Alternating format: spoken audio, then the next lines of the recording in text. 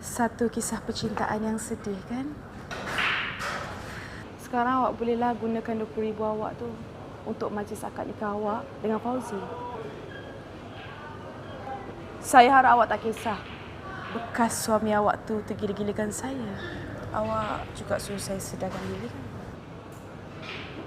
Sekarang siapa yang tak sedar diri? Nanti Riz ada duit, Riz jenguk nenek. Bila masanya kamu ada duit, Riz?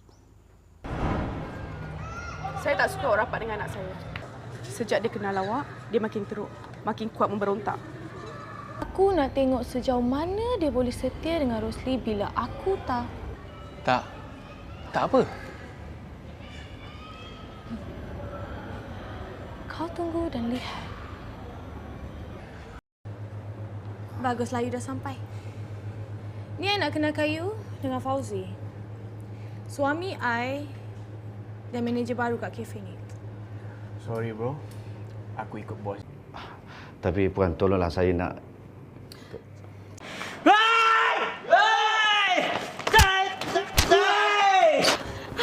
Cepat! Mira! Mira!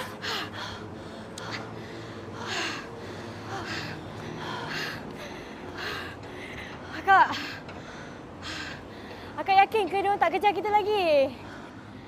Kalau kat tempat macam ni, dia tak kena... Saya pun tak campur urusan kerja awak, kan? Habis tu, yang abang pakai duit kerja Sophie tu, apa? Bukan masuk campur namanya? Ha? Oh, mengungkit Oh, baru abang tahu sekarang ni awak mengungkit